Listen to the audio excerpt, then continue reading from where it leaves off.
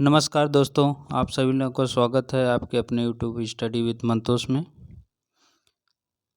आज हम लोग शुरू करते हैं नेट जेआरएफ के लिए प्रीवियस ईयर और न्यू क्वेश्चन के कुछ प्रश्नों को।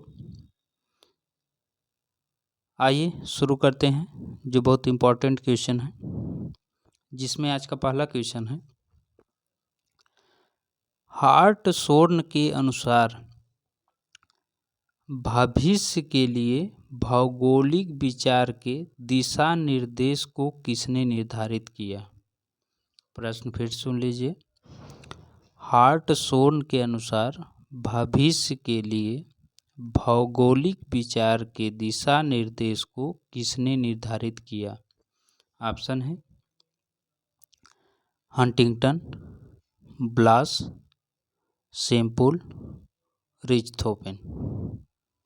ठीक, तो इसका सही ऑप्शन कौन सा है? तो इसका सही ऑप्शन हो जाएगा ऑप्शन नंबर डी, रिचथोफेन। ठीक, ये रिचथोफेन जो है कि दिशा निर्देश निर्धारित किए थे भविष्य के लिए भौगोलिक विचार दिशा का। ठीक, अगला देखते हैं, अगला प्रश्न।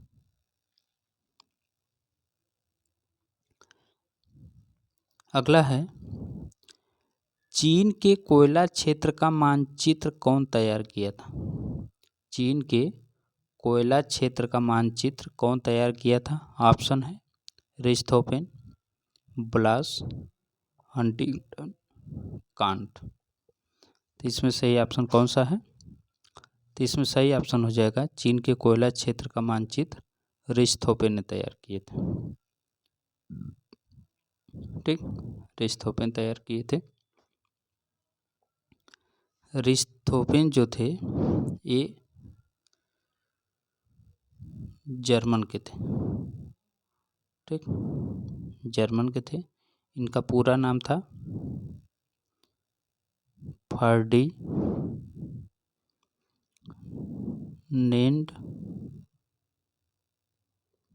वान रिचथोफेन।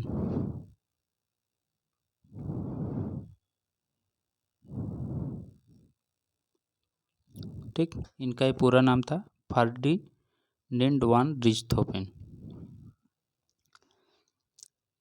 अगला देखते हैं, अगला प्रश्न कौन सा है? अगला है, उत्तरी चीन के लोएस प्रदेश की रचना का अध्ययन किसने किया था? उत्तरी चीन के लोएस प्रदेश की रचना का अध्ययन किसने किया था?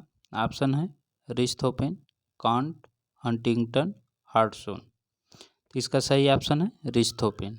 रिचथोफेन उत्तरी चीन के लोएस प्रदेश की रचना का अध्ययन किए थे और इसकी उत्पत्ति की व्याख्या करने का भी प्रयास किए।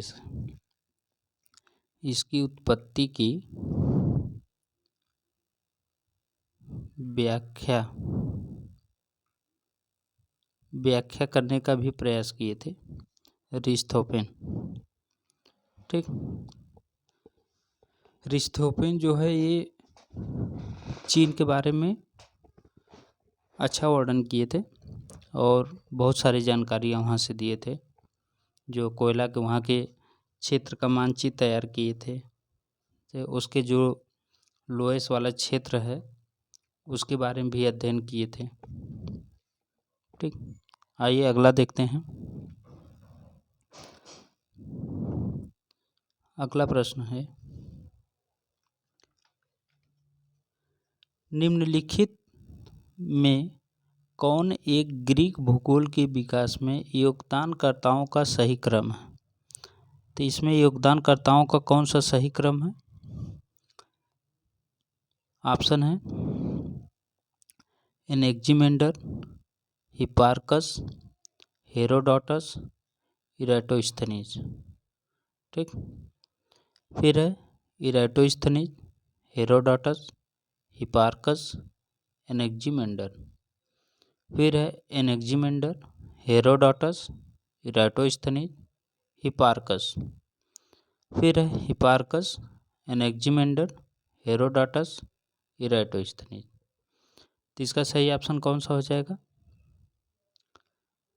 तो ग्रीक में इसका जो सही ऑप्शन है वो हो जाएगा ऑप्शन नंबर 3, एनेक्जिमेंडर, हेरोडाटस, इराटोस्थनीज, हिपार्कस।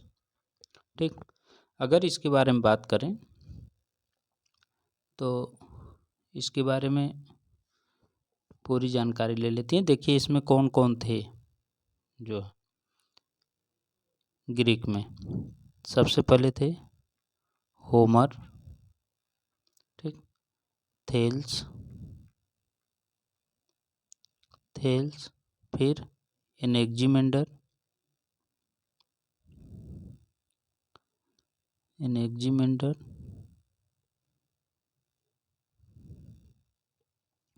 फिर थे हिकैटियस,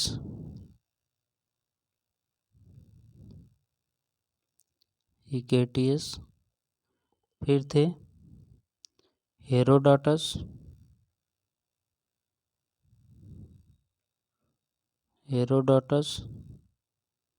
ठीक, इसके बाद थे इराटोस्थनीज,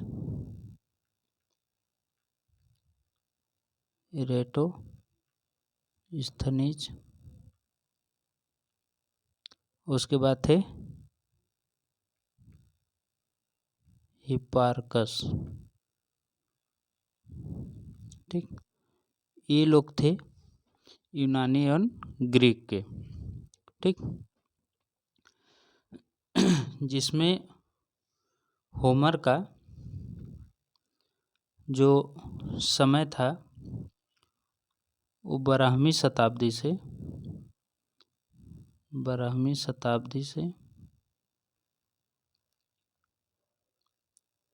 8वीं शताब्दी तक था।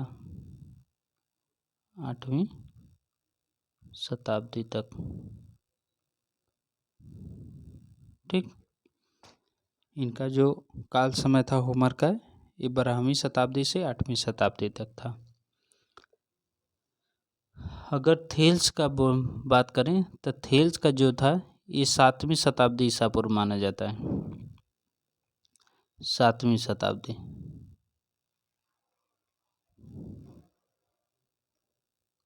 ठीक, अगर एनेक्जिमेंडर की बात करें तो एनेक्जिमेंडर का 624 से 620 तक माना जाता है। हिकेटियस का अगर बात करें तो हिकेटियस का जो है ये इनका जो समय था वो 550 से 476 तक माना जाता है। ठीक, और हेरोडाटस का अगर बात करें तो इनका जो है 484 से 425 तक माना जाता है। इराटोस्थनीज का इनका 276 से 194 तक। 194। हिपार्कस का 190 से 120 तक माना जाता है। ये थे ग्रीक वाले। ठीक, ऐसे ऐसे इन लोगों का कार्यकाल था और ये इनका सीरियल वाइज नाम था। सबसे पहले थे होमर, फिर थेल्स, फिर एनेक्जिमेंडर, फिर हिकेटियस, फिर हेरोडाटस, उसके बाद इराटोस्थनीज, फिर हिपार्कस। ठीक, अगला देखें तो अगला है सूची 1 और सूची 2 को सुमेलित कीजिए। सूची 1 और सूची 2 जिसमें है मोरेंस पवन, सिल्ट, ग्लेशियर, लोएस, भौमजल, ड्रीप स्टोन, नदी। तो इसका सही कौन सा हो जाएगा? तो इसका सही हो जाएगा मोरेन्स। तो मोरेन्स जो है ये ग्लेशियर संबंधित है। ठीक। सिल्ट की अगर बात करें, सिल्ट या इसे बोलते हैं गाद। ठीक, गाद। ठीक, तो सिल्ट ये नदी से निर्मित होता है। लोयस पवन से, ड्रिप स्टोन भौमजल। ठीक, तो इसका हो जाएगा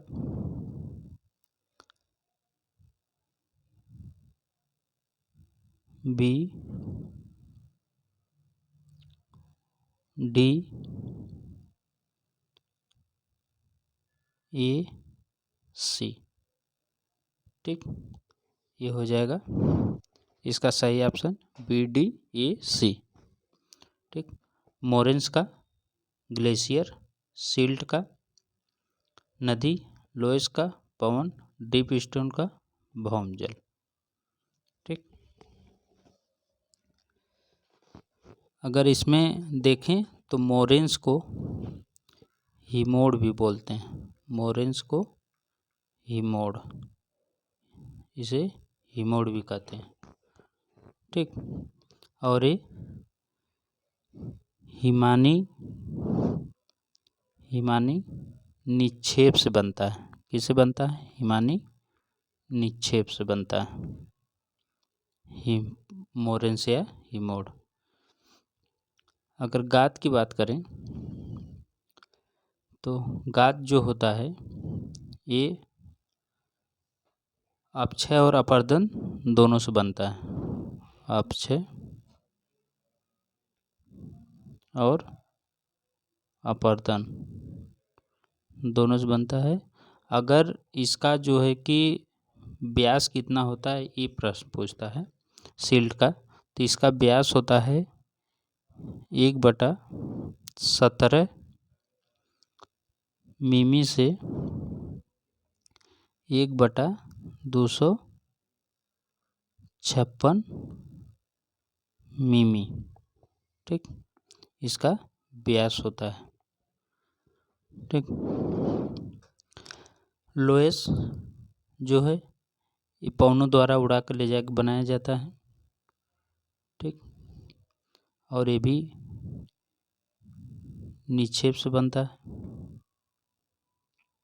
ड्रिप स्टोन ये भी निक्षेप से बनता है। ड्रिप स्टोन ये भी निक्षेप से बनता है और ये काष्ठ क्षेत्र में बनता है। ठीक, काष्ठ क्षेत्र में बनता है। अगला देखें, अगला है ऊतक चित्र या हिस्टोग्राम।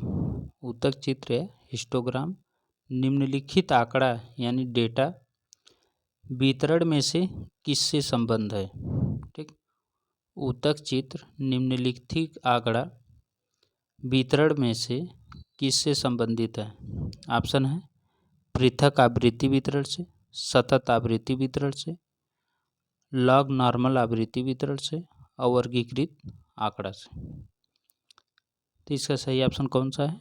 तो इसका सही ऑप्शन हो जाएगा ऑप्शन नंबर 2, सतत आवृत्ति वितरण। सतत आवृत्ति वितरण। ठीक, अगर हम हिस्टोग्राम की अगर बात करें, थोड़ा सा इसके बारे में जान लेते हैं। हिस्टोग्राम, ठीक, अगर हिस्टोग्राम की बात करें तो ये इसमें होता क्या है कि ये आयत के रूप में बनता है। ठीक, ये आयत के रूप में बनता है। ठीक, और इसमें जितने वर्ग होते हैं इसमें उतने आयत बनते हैं। इसमें जितने वर्ग होते हैं उतने आयत बनते हैं और सभी आयत जो होते हैं एक दूसरे से सटे होते हैं। सभी आयत जो होते हैं ये एक दूसरे से सटे होते हैं हिस्टोग्राम में। ठीक। अगला प्रश्न देखते हैं। अगला है, रिया किसका उदाहरण है? रिया किसका उदाहरण है? तो रिया सबसे पहले जान लेते हैं कि रिया क्या है। तो रिया एक तट है। ठीक, रिया एक तट है। ऑप्शन है निमज्जित उच्च भूमि तट, उन्मज्जित उच्च भूमि तट, मध्यशीलिक तट, संयुक्त तट। तो इसका सही ऑप्शन कौन सा हो जाएगा? रिया तट का। तो जो रिया तट होता है ये निमज्जित उच्च भूमि तट होता है। निमज्जित उच्च भूमि तट होता है। ठीक,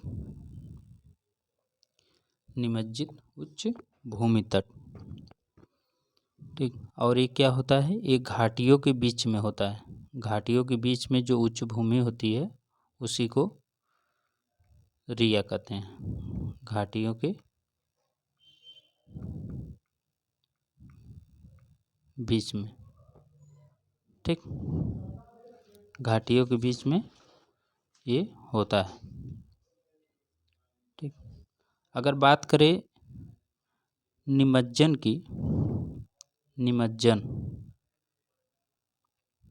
तो निमज्जन दो प्रकार के होते हैं। ठीक, निमज्जन दो प्रकार के होते हैं। कौन कौन से होते हैं? तो पहला होता है यूस्टेटिक, यूस्टेटिक पहला होता है। दूसरा होता है आइसो स्टेटिक, आइसो स्टेटिक। ठीक, ये दूसरा होता है। ठीक, इसमें क्या होता है कि यूस्टिक में इसमें सागर तल में उत्थान होता है। इसमें सागर तल में उत्थान होता है। आइसोस्टेटिक में क्या होता है? जो स्थली भाग होता है, जो स्थल भाग होता है वो सागर में डूब जाता है। ठीक, सागर में डूब जाता है। हो गया इतना कंफर्म। आइए आगे देखते हैं। अभी जो निमज्जित, उन्मज्जित, मध्यशीलिक इस सब का एक वीडियो बनाऊंगा और इसमें जो है इसकी परिभाषा के साथ पूरा विस्तृत से वर्णन कर दूंगा। आइए अगला देखते हैं। अगला है, वह अरब विद्वान कौन था जिसने टालमी की पुस्तक में सुधार किया था? तो अरब भूगोलवेत्ता कौन था जिसने टालमी की पुस्तक में सुधार किया था? ऑप्शन है इब्न बतूता, इब्न खल्दून, अल मसूदी, अल इदरसी। ठीक, तो इसका सही ऑप्शन हो जाएगा अल इदरसी। अल इदरसी जो था वो टालमी की पुस्तक में सुधार किए थे। ठीक, अगला अगला है सिंटेक्सिस। सिंटेक्सिस किसकी पुस्तक है? इसी सिंटेक्सिस बुक को अल्मागास्ट कहते हैं। अल्मागास्ट, इसे सिंटेक्सिस भी बोलते हैं, अल्मागास्ट को। तो किसकी पुस्तक है? ऑप्शन है टालमी, हंटिंगटन, ब्लास, अल-मसूदी। तो ये बुक है टॉलमी की। अल्मागास्ट या सिंटेक्सिस ये किसकी पुस्तक है? तो ये टालमी की है। ठीक, टालमी की एक पुस्तक और है, वो है भूगोल की रूपरेखा। भूगोल की रूपरेखा। ठीक, अगला है भूगोल की रूपरेखा किसकी पुस्तक है। भूगोल की रूपरेखा किसकी पुस्तक है, तो इसके बारे में तो हम लोग अभी बात किए थे, ये टालमी की पुस्तक है। ठीक, ये टालमी की पुस्तक है। अल मसूदी की अगर बात करें तो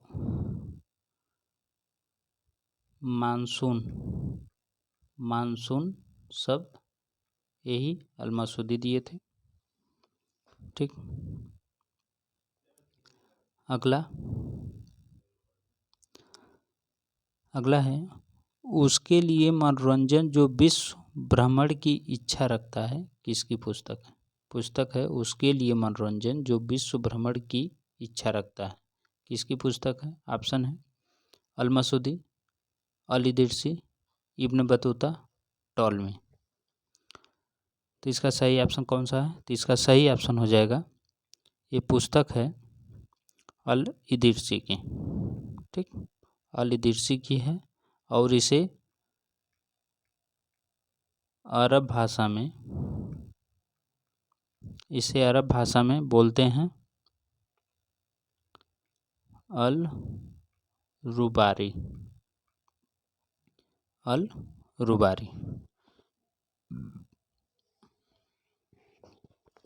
ठीक, अगला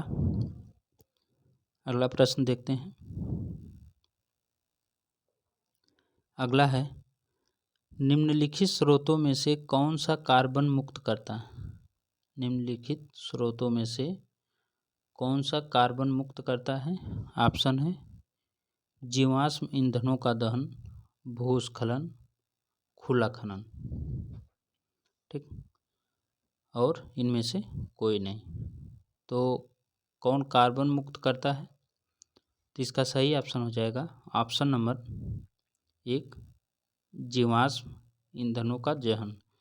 जीवाश्म ईंधनों के दहन से जो है वो कार्बन मुक्त होता है, मतलब कार्बन इससे निकलता है। ठीक, अब और भी अगर इसका उदाहरण देखें तो जैसे जीवाश्म ईंधन का दहन हो गया, उसके बाद हो गया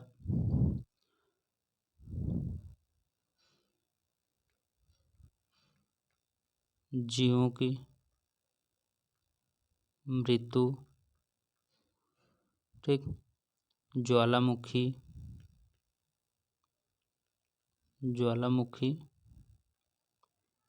विस्फोट,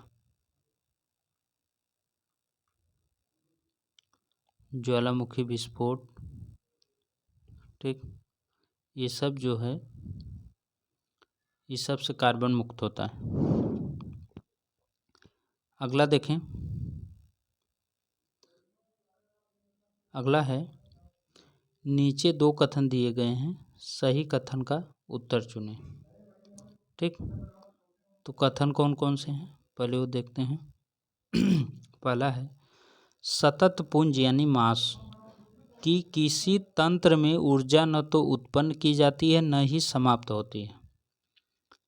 दूसरा कथन है पारिस्थितिकी तंत्र में ऊर्जा प्रवाह एक दिशी नहीं है। तो ऑप्शन है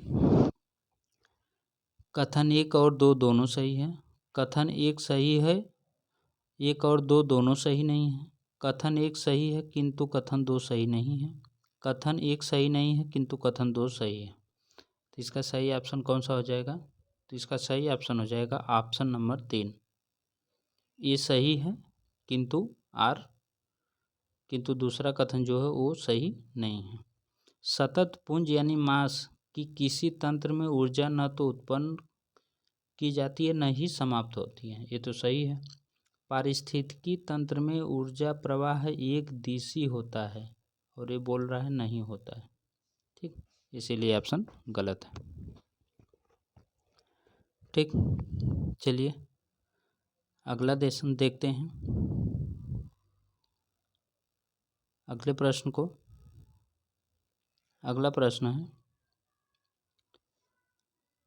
नीचे 2 कथन दिए गए हैं, सही विकल्प चुनें। अब इसमें भी सही विकल्प चुनना है, जिसमें कथन है पहला, डार्विन के सिद्धांत जीवों की उत्पत्ति अधिकांशतः एकरूपतावाद के नियम के सदृश है। दूसरा कथन है वैयक्तिक जीवों में वंशानुगत विभिन्नताएं हैं। ऑप्शन है कथन 1 और 2 दोनों सही है, कथन 1 और 2 दोनों सही नहीं है, कथन 1 सही है किंतु कथन 2 सही नहीं है, कथन 1 सही नहीं है किंतु कथन 2 सही है। तो इसका सही ऑप्शन कौन सा हो जाएगा? तो इसका सही ऑप्शन हो जाएगा ऑप्शन नंबर 1 और 2 दोनों सही है।